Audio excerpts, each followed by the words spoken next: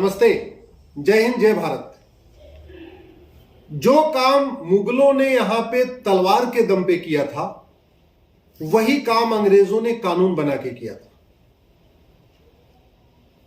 मुगलों ने भारत के मंदिरों को लूटा तलवार के दम पे, भारत के मंदिरों पे कब्जा किया तलवार के दम पे। अंग्रेजों ने मंदिरों को लूटा, मंदिरों पे कब्जा किया कानून बना के। और पहला कानून बनाया था उन्होंने 1863 में, 1863।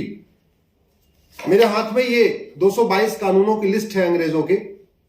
उसमें जो मंदिरों को कंट्रोल करने के लिए, मंदिरों को लूटने के लिए, मठ मंदिरों को चढ़ावा लेने के लिए जो उन्होंने कानून बनाया था, वो 1863 में, 1863 में बनाया था। और उसका नाम है religious endowment act.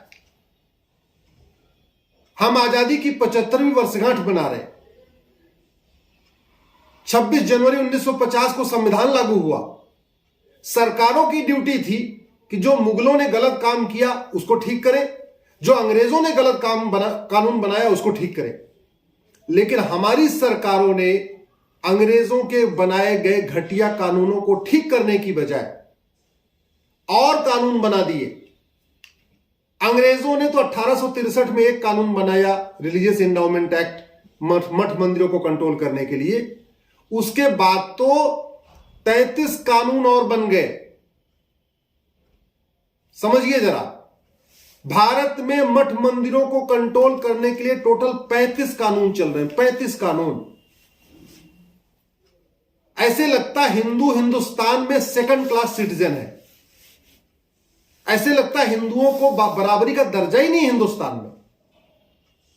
Vaishno Devi का पूरा चढ़ावा सरकार लेती है, लेकिन हजरत बल दरगाह से 1 रुपए नहीं लेती है। मुंबई में सिद्धि विनायक का पूरा चढ़ावा सरकार ले लेती है। बगल में हाजी अली की दरगाह है, वहां से 1 रुपए नहीं लेती है। राजस्थान में पुष्कर जी के मंदिर पर जो चढ़ावा आता है, पूरा सरकार ले लेती है। अजमेर शरीफ की दरगाह से 1 रुपए नहीं लेती। इसी तरीके से आपका दिल्ली में कालका जी मंदिर पे जो चढ़ावा आ रहा है वो सरकार ले रही है। जामा मस्जिद में जो कुछ आता है उसको सरकार नहीं लेती। पद्मनाभ स्वामी का जो चढ़ावा आता है सरकार लेती है। बगल में वही चर्च है, मस्जिद है, सरकार 1 रुपए नहीं लेती। भारत में इस समय 4 लाख मठ मंदिर सरकार के कंट्रोल में है। 4 लाख। एक भी मजार सरकार के कंट्रोल में नहीं, एक भी दरगाह सरकार के कंट्रोल में नहीं, एक भी मस्जिद सरकार के कंट्रोल में नहीं, एक भी चर्च सरकार के कंट्रोल में नहीं। लेकिन मठ मंदिर 4 लाख सरकार के कंट्रोल में है। मठ मंदिरों से सरकार 1 लाख करोड़ रुपए ले रही है, लेकिन मजार, दरगाह, मस्जिद, चर्च से 1 रुपए नहीं ले रही। क्यों? क्या हिंदुस्तान यहां पे सेकंड क्लास सिटीजन है क्या?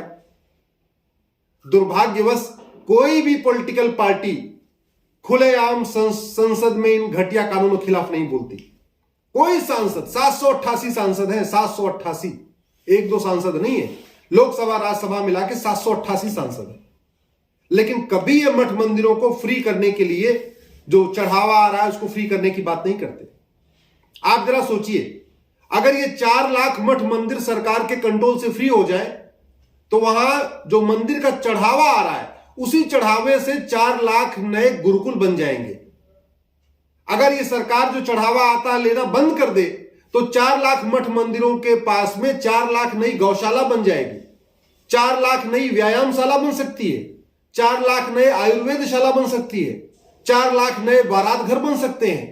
गरीबों का वहां पे मुफ्त में उनका शादी विवाह हो सकता है। 4 लाख वैद्य मंदिरों के पास, अगर हर मंदिर के पास एक वैद्य बैठे, तो 4 लाख नए वैद्य वहां बैठ सकते हैं। मठ मंदिर हमारे संस्कृति के केंद्र थे, कल्चरल सेंटर थे मठ मंदिर। वहीं पे व्यायामशाला थी, लोग आके व्यायाम करते थे। वहीं योगशाला थी, लोग आके योग करते थे। वहीं ध्यानशाला थी, लोग आके ध्यान करते थे। वहीं बाराशाला थी, लोग आके विवाह करते थे। वहीं पे गुरुकुल था जहां बच्चे पढ़ते थे। वहीं पे मुंडन संस्कार होता था, वहीं जनेऊ संस्कार होता था। हमारे अधिकांश संस्कार तो मठ मंदिर के पास में होते थे। लेकिन अंग्रेजों ने मठ मंदिरों को कंट्रोल करने के लिए कानून बनाया, और हमारी सरकारों ने उसको कंटिन्यू नहीं किया, बल्कि उसमें और कानून बनाए हैं। और ये क्यों चल रहे हैं? क्योंकि इस हिंदुस्तान के हिंदू न तो सड़क पर उतरते हैं, न सोशल मीडिया में ऐसी बातों को लिखते हैं। कुछ समस्या जीवी है, अपने आप को आजकल हिंदू हृदय सम्राट बने हुए हैं। वो सुबह से लेकर शाम तक तू मैं करते रहते हैं, समस्या बताते रहते हैं, प्रॉब्लम बताते रहते हैं। वो केवल पॉलिटिकल पार्टियों की भाषा बोलते हैं, क्योंकि उनको फंडिंग होती है केवल समस्या बताने के लिए। वो समस्या बताएंगे, समाधान नहीं बताएंगे। अरे भैया, भारत की सारी समस्याओं का समाधान संसद से ही निकलेगा। या तो संसद से निकलेगा या सुप्रीम कोर्ट से निकलेगा। और संसद और सुप्रीम कोर्ट को जगाने का तरीका है सड़क और सोशल मीडिया।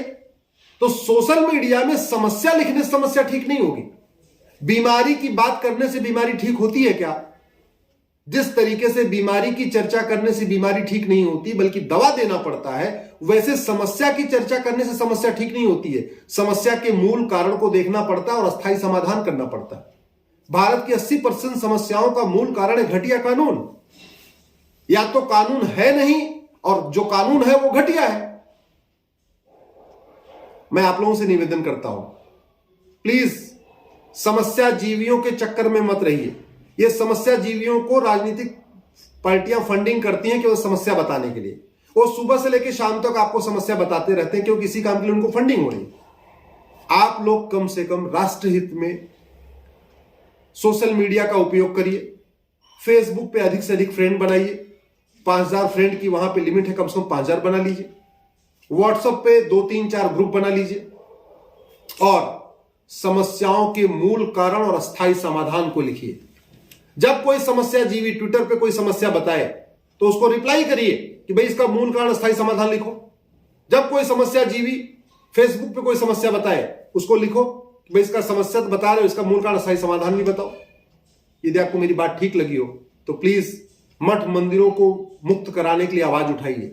या तो सड़क पे उतरिए या तो सोशल मीडिया में लिखिए। मैं देश के सभी धर्मगुरुओं से कहता हूं, प्लीज आंखें बंद करने से कोई फायदा नहीं है। मठ मंदिरों को मुक्त कराइए और हर मठ मंदिर के पास एक गौशाला, एक गुरुकुल, एक वेदशाला, एक आयुर्वेदशाला, एक हवन कुंड, इस तरीके से वहां पे समग्र जो हमारा कल्चरल सेंटर है उस मठ मंदिरों को कंप्लीट कल्चरल सेंटर बनाइए। जय हिंद, जय भारत।